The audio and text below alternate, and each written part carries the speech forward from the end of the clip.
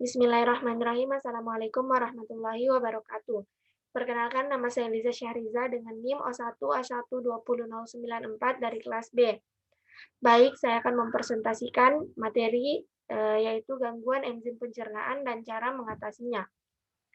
Sistem pencernaan manusia adalah suatu sistem dalam tubuh yang berperan sebagai penerima makanan dari luar yang kemudian diproses di dalam organ-organ. Pencernaan manusia dimulai dari menerima makanan dari luar, mencerna, menyerap bahan yang dapat diserap, serta mengeluarkan sisa-sisa pencernaan. Pada manusia, makanan dicerna oleh alat-alat pencernaan yang dimulai dari mulut dan berakhir di usus. Hasil-hasil pencernaan tersebut kemudian diserap, sedangkan sisa-sisa pencernaan dibuang melalui alat-alat pengeluaran khusus. Adapun organ pencernaan manusia, yang pertama rongga mulut.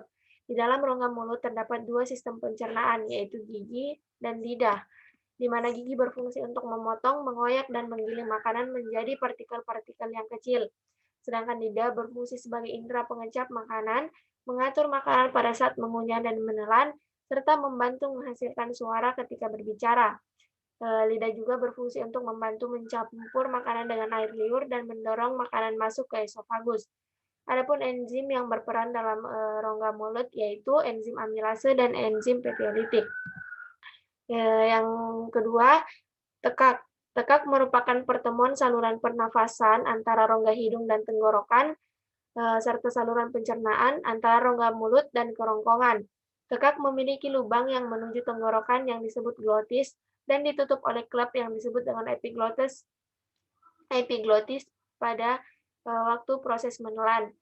Tekak terdiri dari 3 bagian, yaitu nasofaring, orofaring, dan tuberosius. Selanjutnya, kerongkongan. Kerongkongan berupa tabung otot yang panjangnya sekitar 25 cm, memanjang dari akhir rongga mulut hingga lambung. Fungsinya adalah sebagai jalan untuk makanan yang telah dipunya dari mulut menuju lambung, mencegah benda asing masuk ke perut, dan menghasilkan gerak peristaltik dan mencegah laju cairan dari perut. Makanan pada saluran ini hanya membutuhkan waktu 6 detik untuk sampai ke lambung karena kontraksi otot lurik pada 1/3 kerongkongan bagian atas. Selanjutnya, lambung. Lambung adalah bagian saluran pencernaan yang melebar. Lambung dapat menampung makanan 1 liter hingga mencapai 2 liter. Di dalam lambung terdiri dari 3 enzim, yaitu enzim pepsin, enzim lipase, dan enzim tripsin. Selanjutnya, kantung empedu.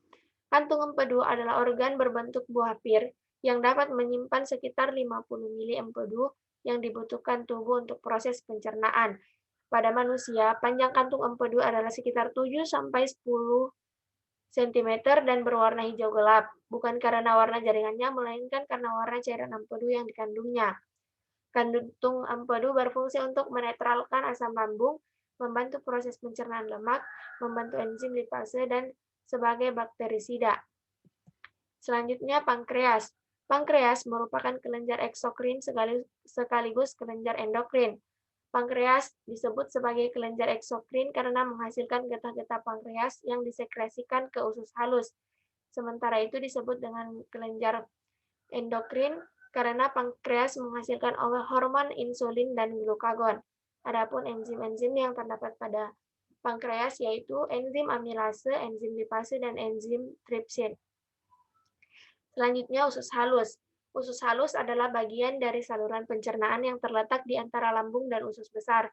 Usus halus berupa tabung yang panjangnya sekitar 6-8 meter dan terdiri atas 3 bagian, yaitu duodenum, jejunum, dan ileum. Pada lapisan dalam atau tunika mukosa, jejunum dan ileum terdapat tonjolan-tonjolan halus yang disebut dengan villi, di mana berfungsi untuk memperluas permukaan dinding usus dalam penyerapan sari makanan.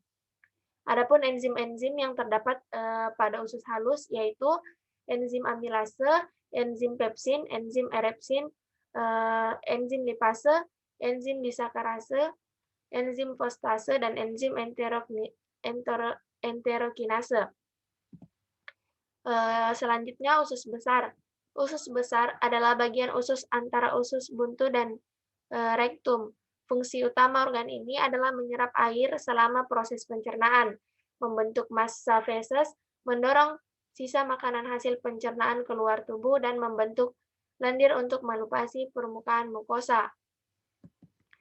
Yang terakhir, anus. Bagian kolon paling akhir disebut anus, yang panjangnya kurang lebih 15 cm.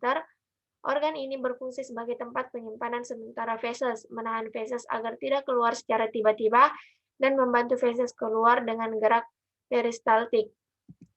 Adapun contoh penyakit yang terkait dengan enzim pencernaan yaitu gastritis.